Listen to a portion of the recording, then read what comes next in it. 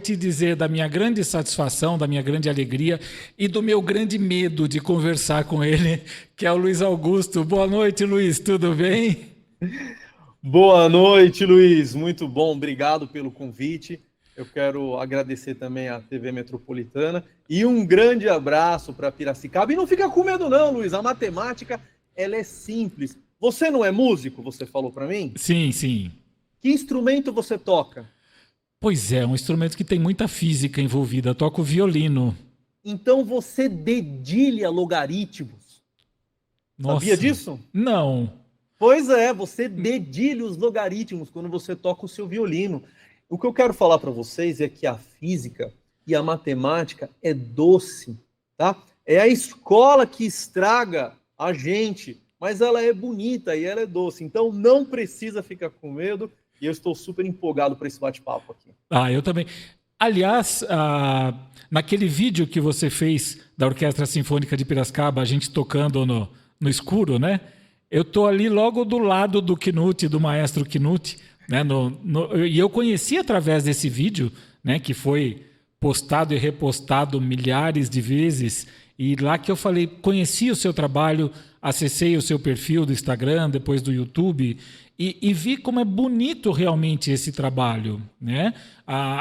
Você sabe quando que eu gostava da física e da matemática na época de escola? Hum. Quando eu assistia o Pato Donald no Mundo da Matemática, do Walt Nossa, Disney. esse desenho é uma obra de arte, é lindo. Tem no YouTube para quem não conhece, é lindo esse desenho. E É eu uma acho, aula. e eu acho que ele mostra muito a aplicabilidade, né? Inclusive da música, quando ele pega a corda e faz as frações, faz as divisões, A que escala pentatônica do foi Pitágoras, né? Pitágoras, isso. É Então, muito bonito esse desenho. eu acho muito legal. E é o que eu falei, quando a gente começa, depois de uma fase mais madura, né, você começa a observar. Eu sei que a observação na física tem uma outra conotação, né? Mas quando você começa a observar os fenômenos do dia a dia, os fenômenos que eu falo, os acontecimentos do dia a dia, e começa a entender que aquilo é física, que você começa a levar. Eu gosto muito de cozinhar. E tem dois livros que eu gosto muito, na verdade é o mesmo livro em dois volumes, que é o que Einstein disse ao seu cozinheiro, né? Que você. É bom esse livro, eu já vi ele para comprar, mas eu não. Eu acho que para você ele é bem bobinho, assim, porque ele traz umas informações. Aquilo, por que você coloca o sal na água só depois que está Ah, é fervendo? legal isso é um conhecimento bacana, eu gosto disso. Eu acho que você começa a visualizar a física. Você sai um pouco da fórmula do papel e lápis, assim como a matemática, né? Você fica lá vendo fórmula de Bhaskara, fica vendo. E aí você fala, poxa, e aí, onde que eu vou usar isso na minha vida, né? Você Verdade. passou por essa crise? Como é que foi o seu encontro com a matemática e com a física? O meu encontro ele foi traumático também, porque ele foi na escola, tá? E na escola parece que eles se esforçam para a gente não gostar dessa ciência. Uhum. E eu comecei a descobrir, eu fazia perguntas para meus professores, e eu comecei a entender que nem eles sabiam a resposta, tá? Na verdade, nem eles sabiam o que eles estavam ensinando. E um exemplo clássico desse foi quando tentaram me ensinar o algoritmo da divisão. 23 dividido por 7 desce uma vírgula, desce um zero. O que é isso? Tá? Então, Uhum. isso é ensinado para uma criança, isso não faz sentido nenhum. Tá? Então, o algoritmo da divisão, que é ensinado lá quando a criança tem 6, 7 anos, ela aprende alguma coisa que não faz sentido algum da forma que é ensinada. Tá? 2.500 anos atrás, o Euclides desenvolveu esse algoritmo, só que para a gente é passado de uma forma operacional tão ruim, que seria melhor ensinar fazendo a calculadora, porque aquilo não tem lógica alguma. Se você pegar para uma criança e ensiná-las a fazer uma multiplicação, tá, de dois números com dois dígitos, 33 vezes 54, ela vai montar um esquema, tá, que bota um mais, bota um zero, desce para cá. Isso não é matemática. Isso daí é um algoritmo operacional, mas não tem raciocínio por trás.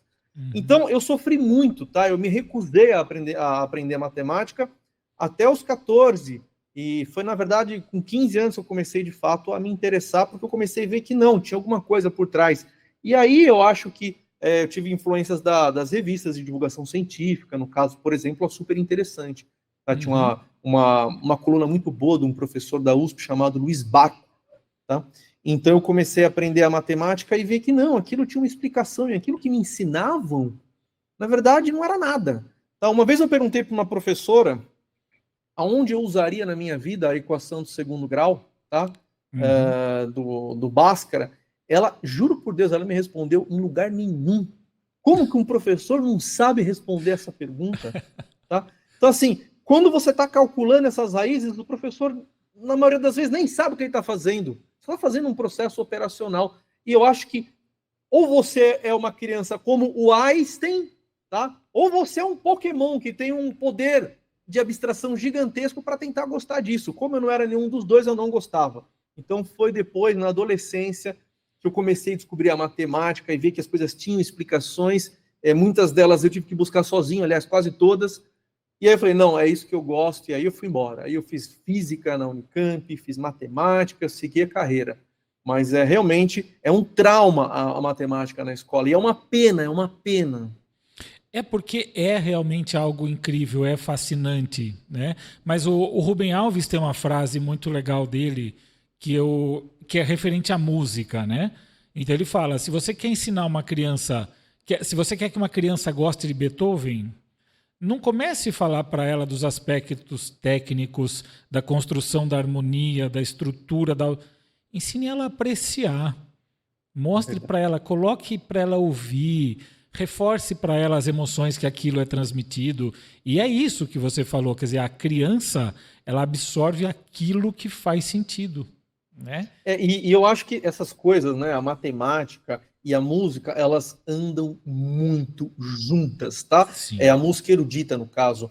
Se você entrar num instituto de matemática, num de física, você pode ter certeza que 90% das pessoas lá consomem esse tipo de conteúdo. Tanto que o meu canal no YouTube, no meu canal no Instagram, eu comecei a fazer vídeos falando de música. Se vocês pegarem vídeos de 1 ano atrás, eu falava de música. Como o vídeo que eu comentei aqui da orquestra, aliás, eu quero deixar uma sugestão para a orquestra, tá? Eu comentei sobre a orquestra aqui de Piracicaba. Eu fazia vídeos assim no meu Instagram, porque a música e a matemática parece que elas estão juntas, é uma harmonia, uma onda cerebral, parece que você entra naquele transe ali e aquilo te faz bem. Músicas de alta complexidade, como músicas do Mozart, eu acho que isso dá um arranque no cérebro, tá, para você pegar, e é muito comum, tá? As pessoas das exatas são grandes apreciadores de música clássica. Agora, me intrometendo um pouquinho, a apresentação que vocês fizeram no passado foi tão fantástica, foi tão linda, tá tão emocionante, que eu deixei uma sugestão para o Knut, mas eu quero deixar ao vivo a sugestão. Eu achei tão legal aquilo que vocês fizeram, que eu gostaria de pedir que o pessoal da orquestra, por um único dia, uma única vez no ano, tocasse sempre uma música no escuro. Seria um espetáculo maravilhoso, e eu não conheço nenhuma orquestra no mundo que faz isso. Eu acho que Piracicaba sairia na frente. E merece, viu? Porque é uma cidade que investe muito em cultura. Não, é muito legal. Vou levar esse desafio para o pessoal. Porque realmente é um desafio grande, né? Eu imagino. Um trabalho tocar no escuro. E é isso, a matemática está ali presente realmente o tempo todo. E existia um costume. As pessoas falam assim, músico precisa saber contar até 4 só. Só que, na verdade, se você quer ser um bom músico, realmente você precisa aprender diversas coisas, tanto do mundo da matemática como da física. O violino, por exemplo, o atrito da crina na corda, dependente do... Olha, eu usando expressões físicas aqui, hein? Dependendo do coeficiente de atrito que você puser da crina na corda, você projeta mais harmônicos, ou, se for muito alto esse atrito, você pode enforcar alguns harmônicos ali. Então, você não tem uma projeção de som. E tudo isso é muito legal. Né? Então, seria muito legal a gente ter esse tipo de educação para músicos também. Além de ensinar a tocar um instrumento, mas ensinar esses conceitos científicos, vamos chamar assim, dentro da música. Eu acho que seria uma coisa extraordinária. Né? Eu acho que os músicos sabem mais matemática do que eles imaginam. tá? E mais física, né? Eu acho que você estava... O violino, se eu não estou enganado, ele tem uma espécie de uma pedrinha que você passa na crina. É ali que você ajusta o coeficiente de É atrito? uma resina, né? É o breu que a gente chama. Isso. E ali que a gente aumenta um pouquinho a aderência, ele pode deixar Ah. a crina um pouco mais grudenta, né? Vamos chamar assim. E quando fica grudenta é que enforca os harmônicos, é isso? Eu acredito que sim, Legal, deve porque ser, com você não certeza. deixa a corda vibrar de uma forma muito satisfatória, você acaba provocando uma frenagem ali, né? Da Olha quanto vibração. conceito, hein? É, Quanto conceito de física. ó, precisamos fazer uns estudos aí, umas palestras Precisamos, de vamos, música vamos. e Pode me física. chamar que eu vou. Eu esqueci de falar, se alguém quiser mandar alguma pergunta, algum comentário, sugestão, nós estamos aqui nas redes sociais, né, da TV Metropolitana de Piracicaba ou Rádio Metropolitana de Piracicaba. Vocês podem enviar, tá? Ou também nós temos o nosso WhatsApp, que é o 19 30 58 30 30. Agora, Luiz, a gente falou um pouquinho dessa questão do uso da física nos mais diversos momentos do nosso dia, e eu conheci o seu trabalho através de uma rede social, né?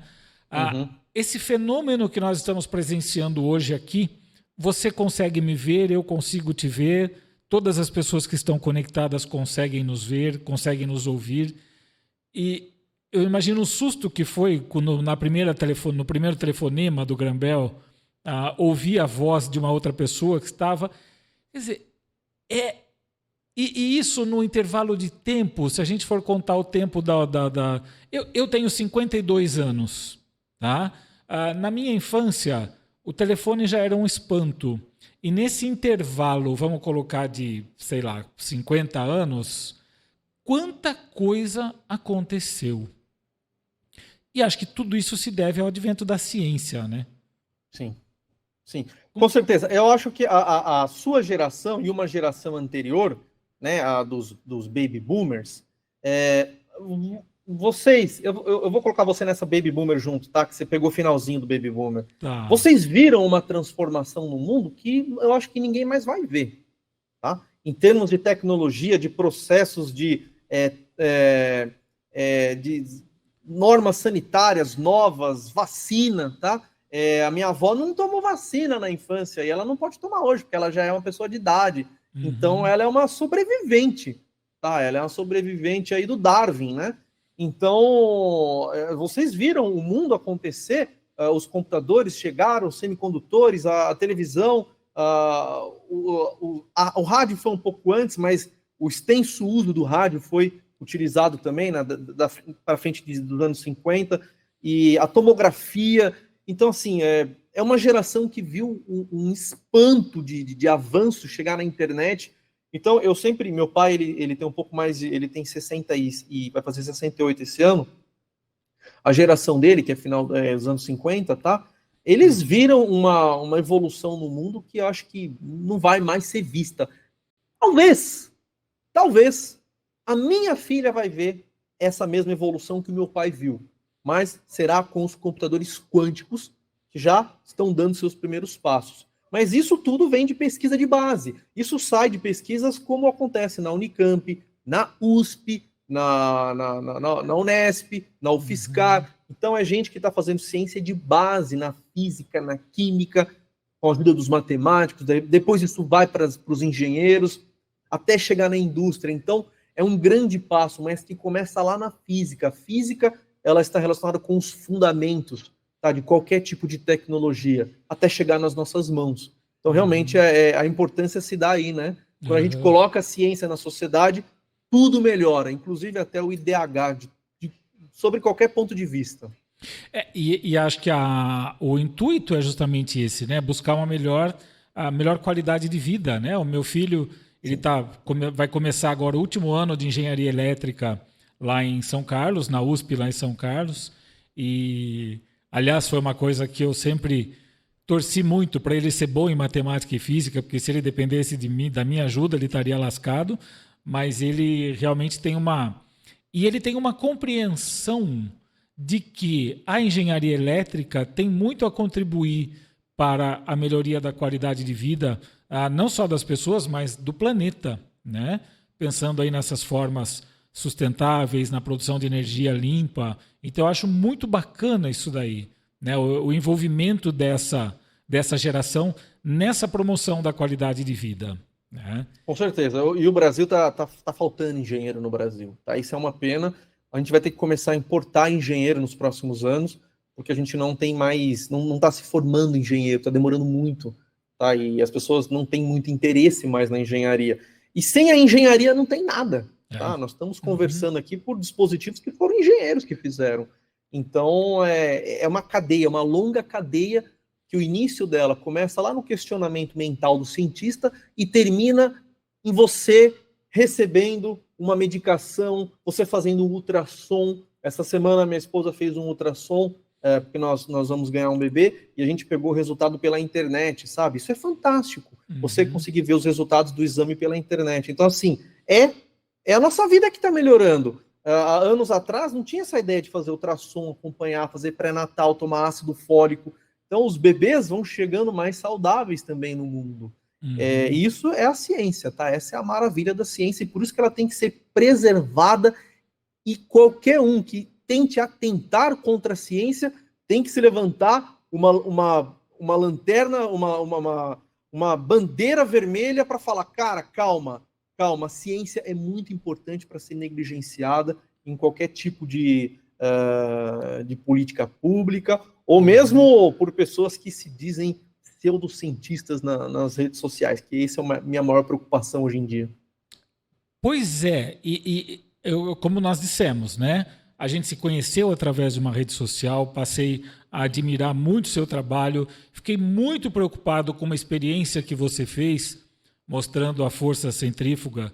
Quando eu vi você colocando uma bela cerveja numa taça super bonita, eu falei, acho que ele sabe o que ele está fazendo, ele não vai desperdiçar essa cerveja. Não, né? nem um gole, cientista é sério. Pois é, e toda a ciência é comprovada, tudo tem uma comprovação, né? E para você entender a elaboração daquele processo, vamos chamar assim, né? A compreensão daquele fenômeno natural, até chegar nos cálculos, é uma coisa a ser muito estudada. E a internet possibilite que eu leia uma manchete e me considere sabedor daquilo, né? Os podcasts, os milhares de podcasts que existem, os perfis que as pessoas criam, porque eu entendo, porque eu falo. E muitas vezes a gente sabe que o Brasil, além de todas as diferenças sociais, a gente tem uma diferença cultural, no sentido educacional da palavra, muito grande, né? Então você tem, desde as pessoas que têm um alto nível de conhecimento e de discernimento, e tem aquelas pessoas que não têm esse nível. E elas acabam embarcando em algumas informações que muitas vezes podem ser prejudiciais. Eu tenho visto muita coisa nesse sentido. E acredito que você é um pesquisador, você é um cientista, você é um estudioso. Como é que você enxerga isso, Luiz? Eu enxergo com muita preocupação, tá? Porque se você pegasse há 20 anos atrás, eu acho que a população ela sempre teve um comportamento uniforme, tá? Sempre houve pessoas que se destacavam por oratória e que conversavam, que influenciavam, mas hoje em dia a influência é gigantesca, tá? E eu não sei se as pessoas estão saindo preparadas da escola para entender o que é ciência e o que não é ciência. E essa confusão é muito perigosa, porque ela também é muito sedutora, tá? O que eu vejo, como eu entendo o mundo, né? O ciclo do aprendizado, ele passa por várias fases. A primeira fase é uma fase que você nem sabe que você não sabe sobre o assunto, tá? Essa é a primeira fase. A segunda fase é a fase que você... agora eu sei que eu não sei nada, tá? A terceira fase é... Poxa, agora eu sei que sei. E a quarta fase eu nem sabia que eu sei, tá? Acontece que quando eu olho para a rede social, eu vejo que nós estamos na primeira fase. O povo nem sabe que não sabe de ciência. Isso é muito, mas muito perigoso. Porque o que acontece? É muito comum, hoje, a figura do coach, do guru, isso sempre existiu, mas agora o impacto é gigantesco, eles sempre possuem um discurso muito sedutor, tá? Porque eles conseguem entregar algo que um cientista não consegue.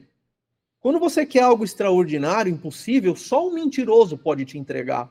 Então eles fazem isso. Agora, eles costuram, tá, o discurso deles com caroços de ciência amarrados com as maiores loucuras que existem. Uhum. E as pessoas começam a acreditar nisso. Agora, acontece que as pessoas não sabem o que é ciência, tá? A ciência, como que ela funciona? Alguém parte de uma hipótese, tá? E testa essa hipótese experimentalmente, com um experimento, tá? Isso é o método experimental. A única coisa que a ciência consegue falar é se aquilo funciona ou se não funciona. Ela só consegue descartar erros, a ciência. Ela não consegue afirmar absolutamente nada. Ela só, olha, ela consegue falar, a lei de Newton funciona e nós não vimos nenhuma violação para regiões próximas do sistema solar. Tá? As leis de Einstein funcionam, passaram em todos os testes, ainda não foram violadas. Então, a ciência tenta o tempo todo encontrar uma forma de quebrar uma lei. Se a lei passou no teste, então a lei se torna mais forte. Todos os anos, todos os semestres, tem sempre alguém, tem sempre muitas pessoas no mundo inteiro tentando fazer experimentos para comprovar que o Einstein estava errado. E isso é importante, porque isso valida. Se eu fiz um experimento e bateu com a previsão do Einstein, então errado ele não está. A gente nunca vai falar que está certo, mas errado não está. Tá? É o que a ciência consegue fazer. Isso é fazer ciência, é fazer um experimento que todo mundo consegue fazer, que se eu falar, olha só, Luiz, eu vou te fazer um experimento aqui, é o pêndulo, você coloca o pêndulo para oscilar, se você fizer essas contas, vai sair o valor da gravidade. Dá para fazer esse experimento na sua casa. Qualquer um no mundo que fizer o experimento vai chegar no mesmo resultado. Tá? O que esses caras da pseudociência eles fazem é dizer que existe uma física subjacente a toda essa loucura que eles inventam de ganhar dinheiro, de ter saúde infinita, etc. e tal. Só que isso não tem nenhum experimento físico para ser feito. Ou se tem algum experimento, é só uma única pessoa no mundo que consegue fazer o experimento. Uhum. Tá? Então isso não é ciência. Um exemplo que eu vi essa semana, eu sigo no Instagram uma grande psicóloga, ela fez uma mensagem super bonita comentando de um experimento de um japonês que ele pega as gotas d'água, ele pega a água assim, e aí ele fala palavras bonitas para a água e congela a água. Depois ele pega a água, fala um monte de palavrão e congela a água. Aí ele mostra que os cristais da água, quando ele fala palavras bonitas, estão arranjados de maneira harmônica. E quando ele fala palavrão, está tudo arranjado de maneira bagunçada. Esse é um tipo de experimento que só funciona em japonês com esse pesquisador. Não funciona com mais... Então isso não é científico. Tá? Uhum. Ou seja, não ser científico não significa que não existe, mas significa que não é científico.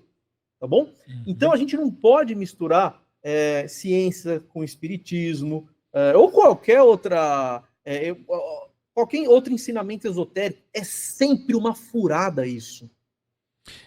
É uma furada e é perigoso, né? Porque muitas vezes acabam falando sobre aspectos de saúde, né? Com certeza. Então, tem um guru que tem um canal gigantesco no Instagram que ele fala, no Instagram, no TikTok, nas redes, que o vídeo eu fiz download, está guardado comigo, tá? Porque se vierem atrás de mim, o vídeo está aqui. Ele fala o seguinte, que se você aprender física quântica, você consegue criar dopamina pela lei do observador, tá? E você nunca mais vai ficar em depressão e você sempre pode curar a depressão. Pô, depressão é um negócio sério, tá? Uhum. Gente, se vocês estão com depressão, vocês têm que procurar um médico, tem tratamento, tá? Tem remédio para isso. E tem tratamento, inclusive, no SUS, tá? Uhum. E o cara falar que física quântica tem a ver com criar dopamina, isso é um absurdo. É nitidamente uma pessoa que jamais encostou num livro de física. Não se trata disso, tá? A física não trata desses assuntos. Mas as pessoas acham, essas pessoas que nem sabem que não sabem, que é a maioria das pessoas, elas acham que isso é física quântica. Tá? Se uma pessoa instruída, com doutorado, médica, faz uma postagem falando que a água se comporta de um jeito diferente ou de outro, se você fala palavrão ou não, se essa pessoa, tá, cai nesse discurso, imagina o brasileiro médio. Quando você pensa na média do Brasil, em termos cognitivos, a pessoa, em termos de alimentação, o que essa pessoa conseguiu se alimentar na infância, o quanto que ela teve de cultura, se ela conseguiu aprender a ler, a escrever, pensa no brasileiro médio. Agora pensa que metade passou por necessidades piores ainda que esse. Como que essa outra metade vai ter condições, tá, de avaliar um cara falando que física quântica te permite enriquecer, permite você criar dopamina? Isso é um absurdo, tá? E o problema que acontece quando eu falo isso nas redes sociais, as pessoas acham que eu estou destilando ódio contra o misticismo e contra as religiões, o que não tem nada a ver. Tá? Religião é outra coisa apartada da ciência. E aí falam que eu sou contra o espiritismo. Não sou nada. Eu, inclusive, tenho muito respeito pelos espíritas, kardecistas, como, por exemplo, o Chico Xavier. Eu acho que esse cara era uma pessoa diferente, tá? Mas não dá para chamar o que ele fazia de ciência. Tá? Porque se é ciência, qualquer um pode fazer. E no caso dele era só ele. Tá? Exato. Então, essa é a diferença. Não é científico. Não ser científico não descredibiliza alguma coisa. Só diz que não é científico. Tá? É do mesmo raciocínio que eu falar, olha, Luiz, na verdade, a lei de Newton está errada. O que existe, na verdade, são anjos que ficam empurrando os planetas, mas quando você olha, aí eles desaparecem. Então você nunca vai ver um anjo. Tudo bem, então não é científico. Tá? Então é outra coisa. A gente precisa menosprezar, xingar, ofender? Lógico que não. Só não é científico. Tá? Então isso tem que ficar claro. E não é claro para as pessoas. E principalmente em um termo que já é complexo. Né? Parece que hoje o quântico... Eu vou lançar um CD, o violinista quântico. Né? Virou uma expressão... é igual aquela pessoa que vai assistir um filme super complexo que ninguém entende nada e o cara fala, mas é muito profundo. Sim, que é profundo a gente sabe, mas ninguém... Quer dizer, aí a pessoa começa a se apropriar desse termo quântico para se sobrepor e parecer diante do outro que ele é superior. Né? O que é esse quântico? Eu vou explicar, eu vou tentar desmistificar esse negócio. Primeiro, para os ouvintes que estiverem acompanhando, só que vocês saibam, tá? Eu sou físico puro, eu sou matemático puro, eu sou certificado em computação quântica pela IBM, eu sou professor do MBA da FGV em computação quântica, sou professor convidado, eu pesquiso o assunto no Instituto Tecnológico da Aeronáutica, tá? No ITA. Então, assim, quando vocês forem ouvir alguém falar de quântica, certifique-se que é um físico, tá? Porque se não for um físico, existe grande chance dessa pessoa ser apenas uma grande curiosa e nem saber que não sabe sobre a física quântica. Física quântica é um negócio complicado, tá? Mas ela surge da onde? Quando você confina a energia numa região muito pequena, você tem leis físicas que são diferentes, tá? Então, o problema da quântica é que ela mudou até a lógica. Tá? A lógica que nós, por exemplo, construímos computadores hoje em dia, nós chamamos de lógica booleana. É a lógica do verdadeiro ou falso. Se você trabalhar com verdadeiro ou falso, você constrói qualquer coisa. Por exemplo, essa imagem que você está me vendo aqui e esse som que você está recebendo, ouvinte, simplesmente são sequências de zeros e uns. Tá? Isso porque é uma lógica booleana. Quando a gente chega na mecânica quântica, ela muda completamente a nossa lógica. Então, na mecânica quântica tem o sim, tem o não, e tem a raiz quadrada do não, a raiz quadrada do sim. Então, assim, é uma forma completamente diferente de analisar o mundo, com a qual nós não temos nenhuma experiência no dia a dia relevante. A nossa experiência do dia a dia relevante é da mecânica de Newton, tá? Quando a gente joga um corpo para cima, o corpo cai, tá? A gente joga uma bolinha na parede, a bolinha volta. Na mecânica quântica, você joga a bolinha na parede, ela atravessa a bolinha, tá? Então, assim, é uma outra forma de se ver o mundo. O problema é que, como a gente não consegue acessar essa realidade pelos nossos sentidos, nós temos que expandir os nossos sentidos de uma forma muito, muito sofisticada. E como a gente faz isso? Por meio da matemática. Tá? Então, é quase que inatingível para uma pessoa que não estudou física entender física quântica. Ela, no máximo, vai ter um aculturamento.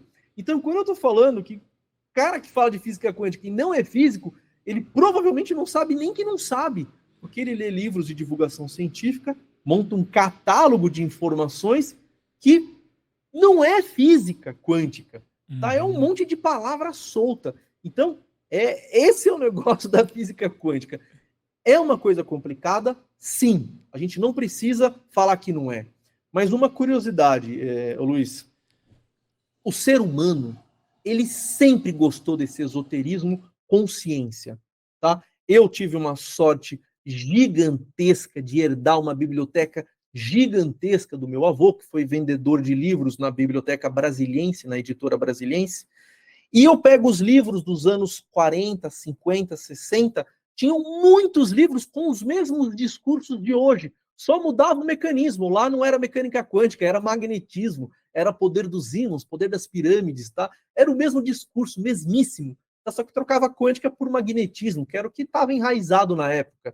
Aí depois da Segunda Guerra, questões de quântica, nuclear ficaram mais fortes, né, por causa das bombas, então os livros mudaram. E aí surge toda a sorte de pseudociência, ainda mais agora, ganhando cada vez mais velocidade.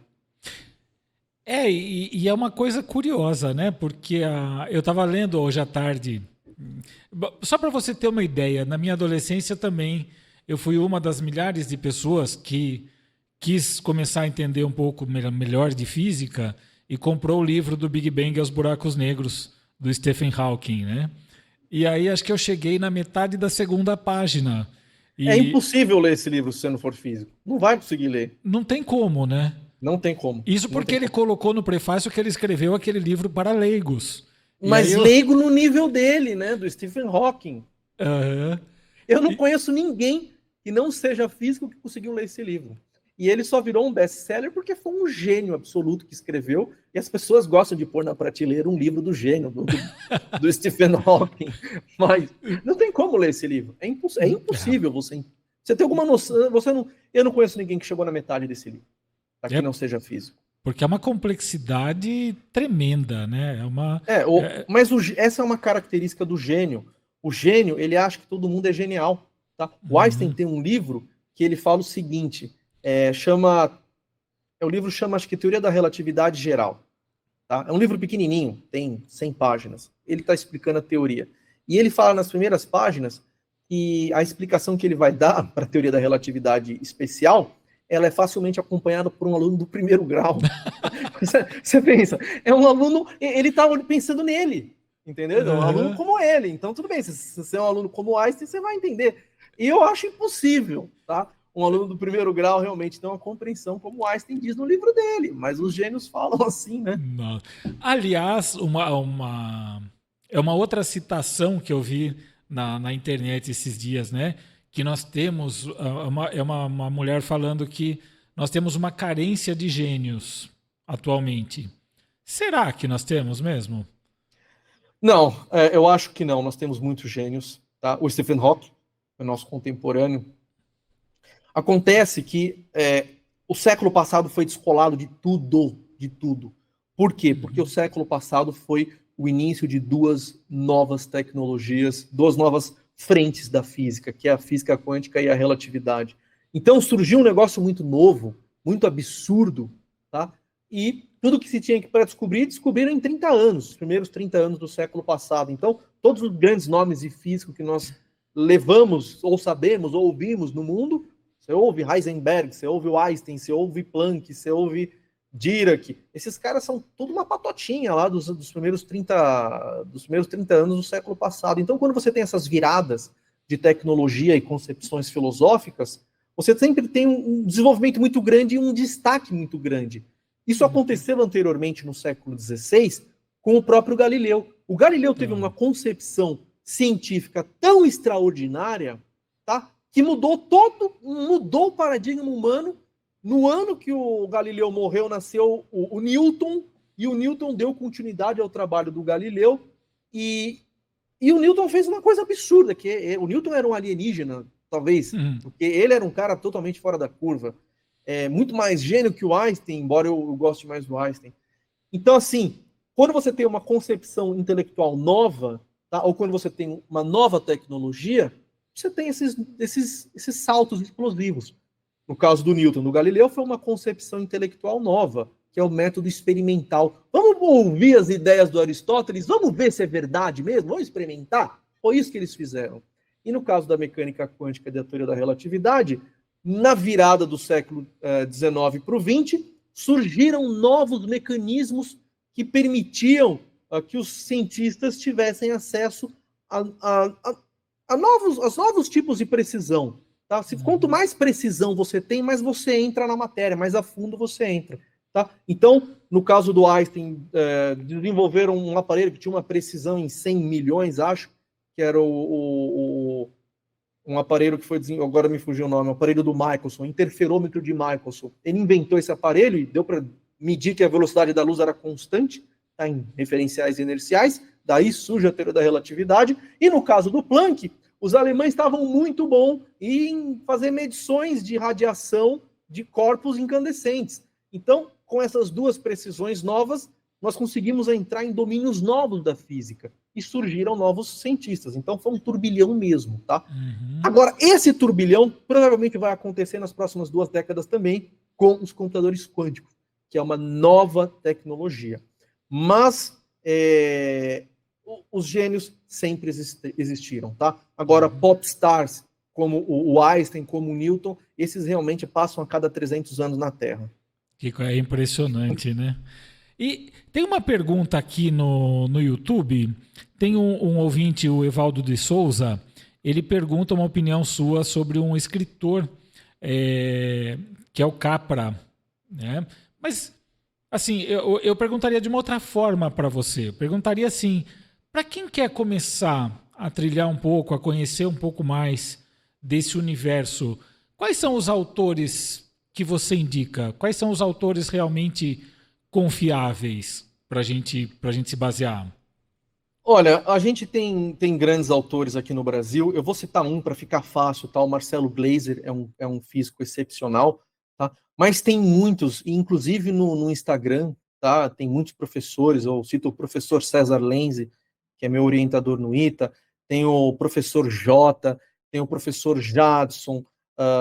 Tem muitos professores bacanas. Mas, por exemplo, o Marcelo Gleiser é um cara confiável. É importante você buscar conhecimento de alguém que está na academia. Esse cidadão, esse senhor aí que foi citado, o Capra, é um milionário, tá? Que vende livro de pseudociência. Ele fala que o que ele fala ali, o que ele faz ali é física, mas não dá para reproduzir em laboratório, tá? Veja, eu não estou falando que o que o Capra diz é mentira. Eu estou dizendo que não é física o que ele está falando, tá? Ele pega o conhecimento dele e embrulha com palavras de físico, diz que aquilo é física, mas não é física. Porque se fosse física, eu conseguiria reproduzir isso no laboratório do IFGW, que é onde eu estudei na Unicamp. Vá no laboratório do IFGW e tenta reproduzir o que eles estão falando. Não tem como, tá? Então não é físico, está além da física. E tudo que está além da física, o prefixo grego meta, é metafísica, tá? Então não é física, é metafísica. Acontece que existe uma questão no ser humano e no religioso, que eu até fiz a pergunta para um grande pastor no Instagram essa semana, mas ele não me respondeu. Eu queria conversar com ele, preparar essa resposta para trazer para você.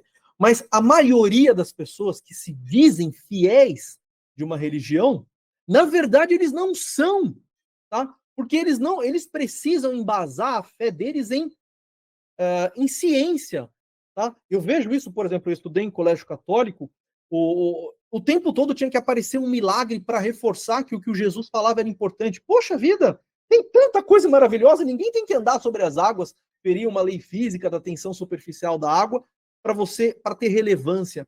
Eu acho que isso é um discurso para reforçar uma fé que as pessoas não têm. Tá? Então, eu não consigo acreditar no que o Chico Xavier fala, mas se alguém colocar uma roupagem de física, aí sim eu consigo acreditar. Então, eu acho que falta fé nas pessoas. Tá? Tá faltando fé, porque eu só aceito fé se você empacotar isso num negócio, falar que é física quântica, tá? Falar que essa semana eu vi um cara com um perfil de uns 500 mil seguidores, um outro pastor, e ele falando que Jesus era uma onda, uma partícula, a incerteza de Heisenberg, umas coisas absurdas, tá? Não precisa.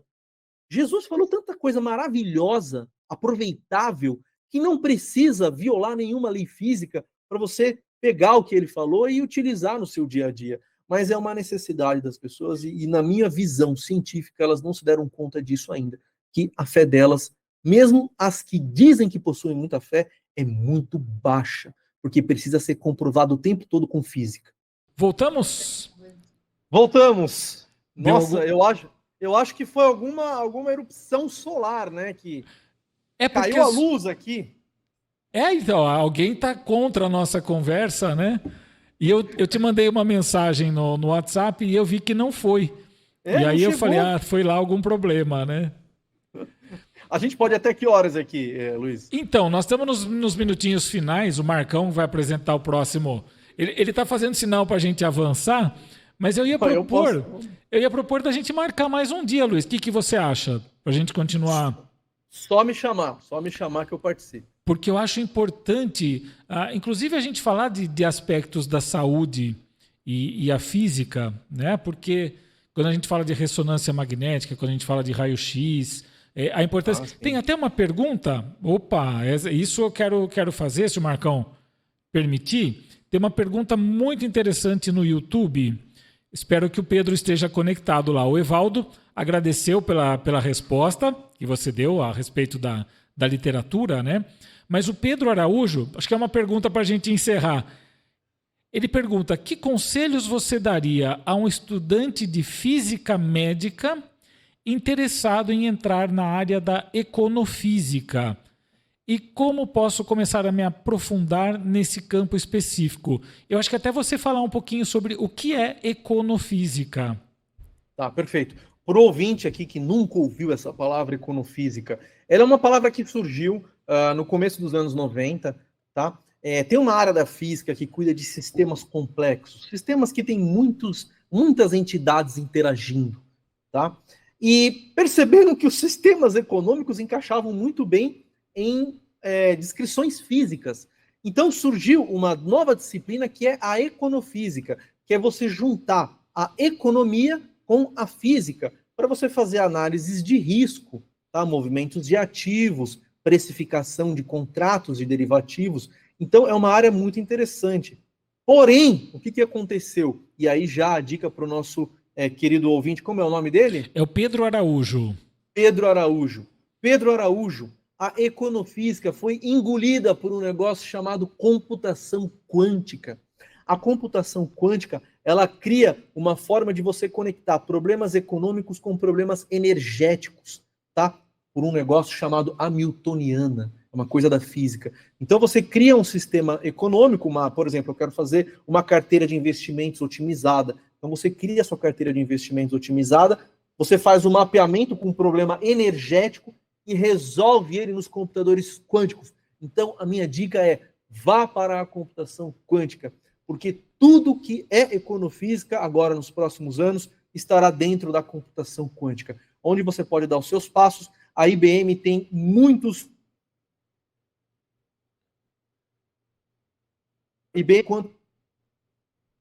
que te ensinam a fazer os seus programas em computação quântica. Você tem acesso a computadores quânticos pela nuvem, tudo gratuito. Conhecimento internacional de computação quântica. Deu mais umas travadas aqui, Luiz, no seu áudio e na sua imagem. Acho que está com alguma coisa... a internet aí. Realmente pipocando um pouquinho aí.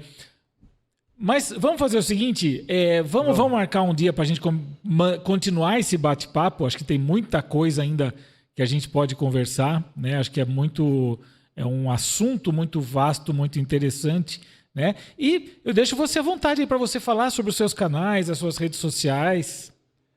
Bom, eu agradeço muito o espaço, vocês foram muito gentis.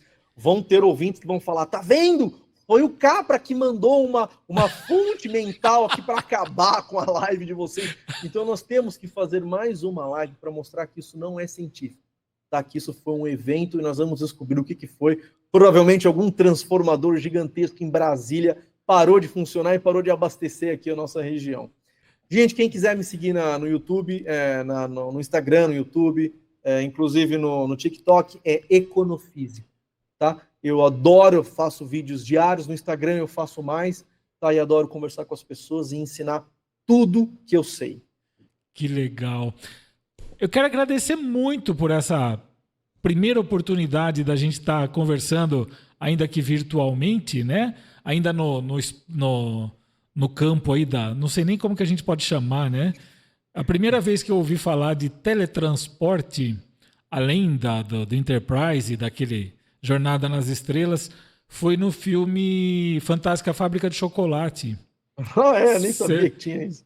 Tem a versão antiga. Tem uma versão antiga que o Mike TV, que é um dos personagens, o Willy Wonka criou uma máquina que divide ele em milhares de pedacinhos e pelo ar ele é levado para dentro de um aparelho de televisão. Eu vou ver se eu acho no YouTube esse trechinho e te mando.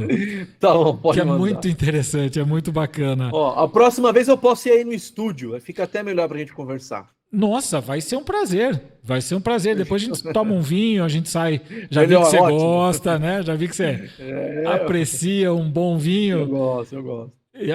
Olha, Marcão até trouxe um aqui. Olha, já tá deixando... Ô, Marcão, então nós aí na próxima vez, hein? Marcão, chega aí, Marcão, chega aí. O Marcão Mostra o vinho aí, Marcão. Marcão é um advogado que ele vai usar a econofísica agora, explicar como calcular a conta de água da empresa aqui. Se o doutor vier, eu trago o vinho. Fechou, eu vou. Mande a marca que eu trago o vinho. Não, pode trazer o que vocês quiserem aí. Tá fechado, eu vou. Compromisso com todo mundo aqui. Só marcar que eu vou. Fechou? Um abraço. E aqui tem o licor de cachaça também, que é famoso aqui em Piracicaba. Vambora, né? Cachaça de Piracicaba é bom. Legal. O que tem de cana-de-açúcar nessa região aqui, pelo amor de Deus. É brincadeira, Então, as cachaças são excelentes. Isso é muito bom. A gente tá bem servido por aqui, né? Joia, Luiz, muitíssimo obrigado por você ter aceito o convite aqui e pode ter certeza que nós vamos marcar muitas outras vezes, tá? Muito bom. Obrigado, viu? Grande abraço. Abraço a todos. Obrigado, um abração, tudo de bom.